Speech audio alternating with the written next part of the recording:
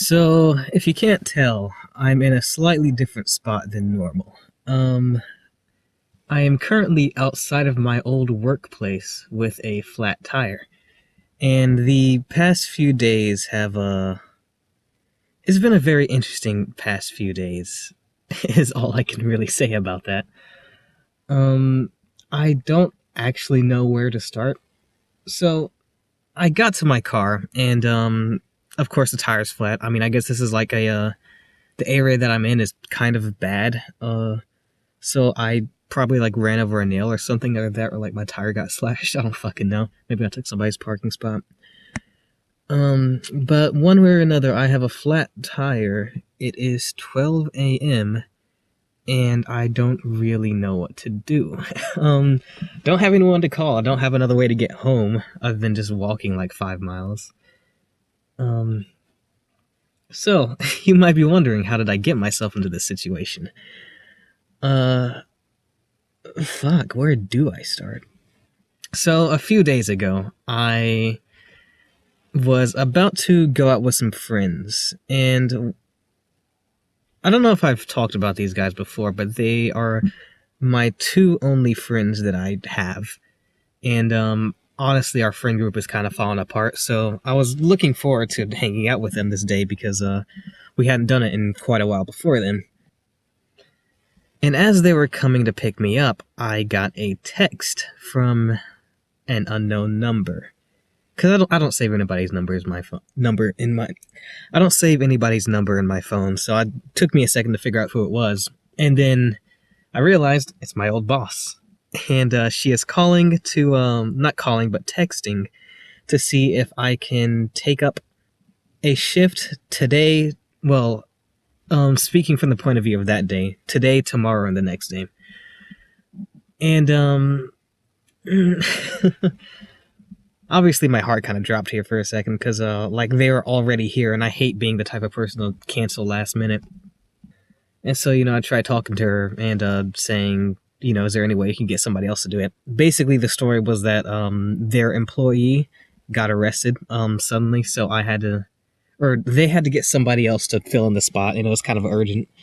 And so I was just one of the names on the list to call back. And so, we kind of had a little back and forth for a bit, and finally I accepted. We are literally having this little argument, little talk with me and my boss, as my friends are outside waiting for me to come in, or to get into the car.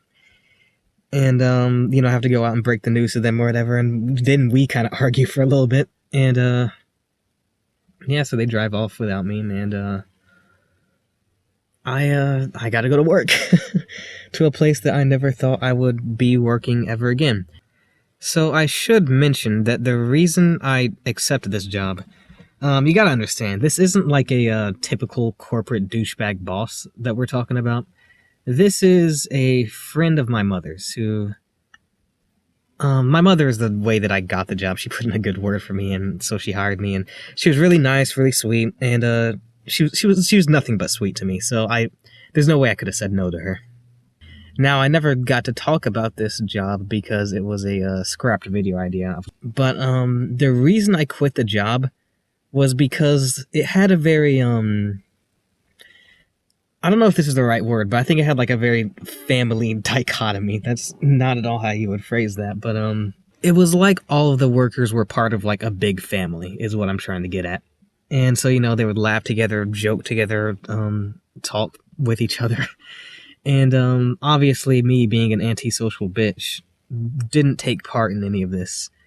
And I honestly can't really remember exactly what the reasons were, but this was one of the big ones. And I kind of have a hard time getting into my head back when I did quit this job, but it was just because I didn't feel like I belonged. I felt like, I was just going there to be ostracized. It kind of felt like an extension of school. So it just wasn't healthy for me to keep that job, mentally speaking. So I wound up quitting. And obviously I didn't tell anybody about this, so I was expecting that I would never have to see these guys again.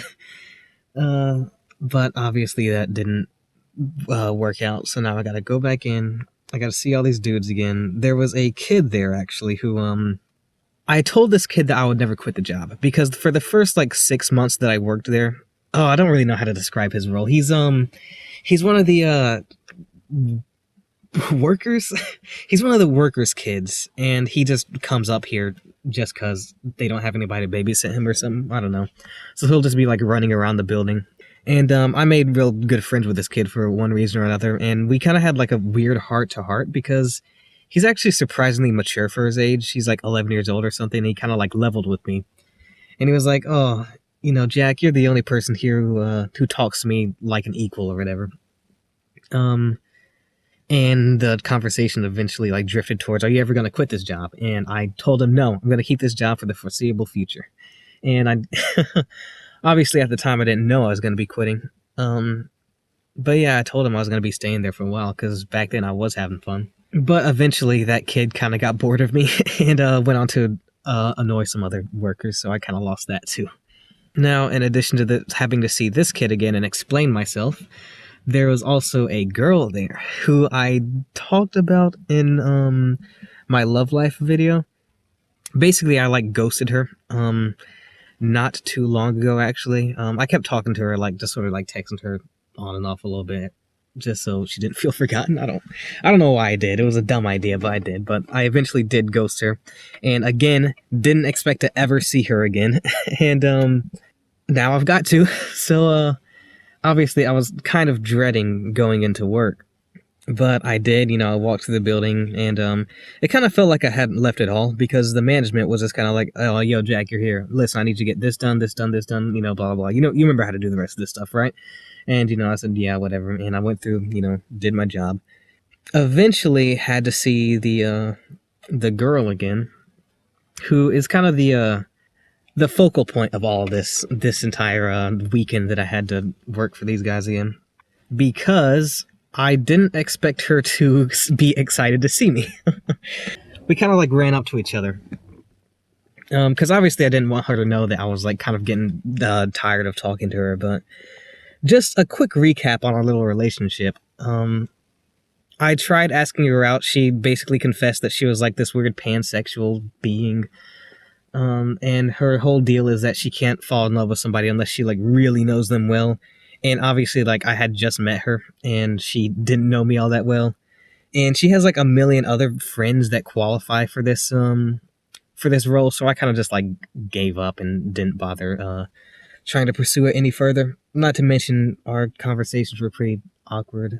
And so we ran up to each other, hugged each other, you know, blah, blah, blah. Didn't expect to like have such a cordial, is that a word? Cordial reunion. But we did. And it was nice.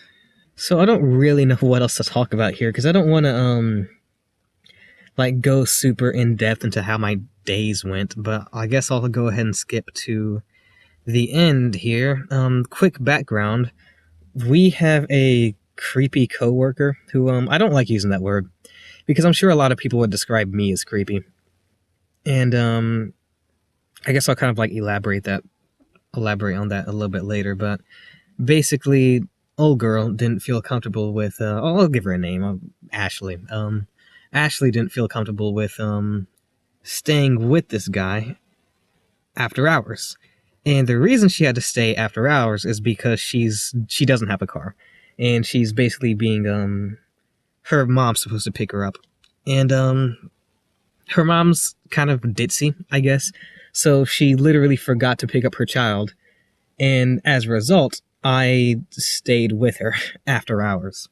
Surprisingly enough, the creepy coworker actually stayed. We'll call him Jeremy.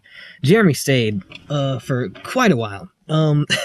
Because his job was done. He could have gone home like an hour ago, but for some reason he just like stayed and chilled with us, which was a little bit weird. But you know, I gotta say, Jeremy, kind of a cool guy, even if he is a creep. Not the worst person to talk to, but yeah, obviously I probably shouldn't be saying something like that. He eventually left, and it was just us two, and you know, we finally had some alone time, and sadly nothing happened. But I mean, I guess that's fine. The next day, the day passes by uneventfully. So moving on to the next day, which is today. I actually have plans to go to a Halloween party. Now, this is new. I've never been to a party before, and I was kind of excited to get there and, like, take advantage of some drunk girl. I don't know. And, I was going with, of course, my two buddies who somehow managed to catch wind of a party on Snapchat, which is always a bad idea, but we're gonna do it anyway.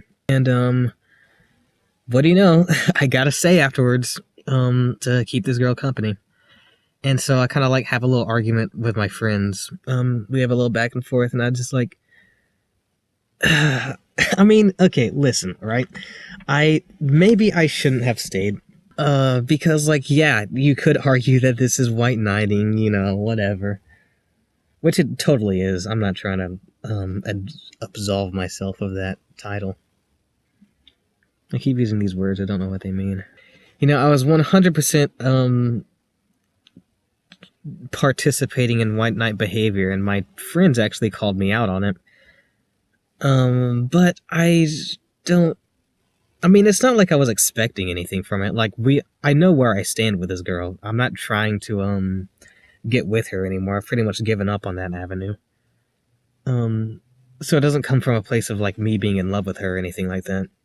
And one thing I actually forgot to mention is that the first day that I stayed after with her, I got a really sweet text. It was basically just saying, you know, thank you, Jack. Thanks for staying after with me. Mom especially says thank you, which I wasn't expecting that. I got like a personal thank you from her mother. And, you know, that was really sweet. And so, of course, after that, I was already locked in. There's no way I couldn't stay with her on the second day or the third day. She didn't show up on the second day. But she did on the third day. And that's why I had to stay with her. You know, everything went by pretty much as expected, and, I get back to my car, and I'm thinking, man, I'm ready to go home. Because, you know, it's like 12:30 right now, and, I'm tired. I want to go to sleep. And I have a habit of checking around my car to make sure that, you know, all my tires are good, because, like, my tire will just, like, flatten out for no reason sometimes.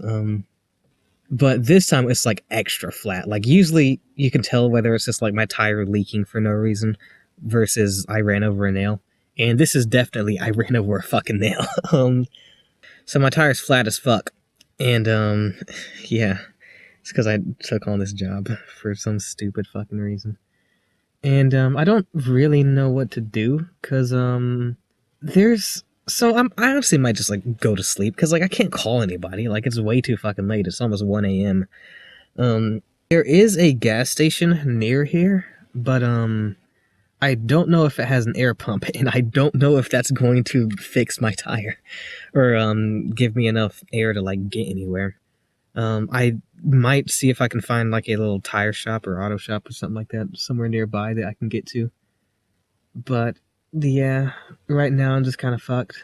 Got about 60% left on my phone, and I decided, you know, it's a great idea to record a video and waste that battery because, you know, I don't need it, right? I don't know. That's all I have to say about my weekend, I guess. Yeah, I don't have much else to talk about. So obviously I got into this situation because I decided I wanted to try and be a good person, right? You know, because like I had plans. I decided to cancel them last minute just so I could work for this woman who is probably never going to do anything for me ever again. Well, I mean, I guess she paid me, which is like, I guess that's a fair transaction. I don't know. And then I wound up staying with some girl who I know I'm not going to get with. So, you know, she's not even giving me the sex that she owes. And yeah, I decided to ruin my plans once again so I could help her out. And I don't know, man, because obviously in real life you don't really get rewarded for doing good things, especially for women, I found. So it's kind of hard to say whether or not this is the right course of action. But like I said in one of my previous videos, I kind of have an idea of who I want, you know, like Jack. Jack with a capital J to be like, you know, my ideal self. And my ideal self is a kind person, kind and selfless person who will go out of his way to help people. So I guess that's why I did that. That's my excuse. I don't know. Part of it is just because I do this really annoying thing where I kind of like run away from adversity. And apparently saying no to people is one of the biggest adversities that I can throw myself at. So I tend to avoid it, even if it means I have to work a 3-day week and these like 9-hour shifts and fuck up my plans so I could make a girl feel safe. But I think that even if I didn't have a fear of saying no, I'd probably still do this. For better or for worse. That's just me. I don't know. That's all I have to say. I thought maybe I could drag this out and entertain myself a little bit more. Maybe make myself feel a little bit better about this whole situation. But I guess not. That's really all I can talk about on the matter. One of these days, I'm gonna learn how to string a sentence together. But yeah, thanks for watching. Hope you stick around. I will see you next time if I ever make it out alive of this dumb fucking situation. Goodbye.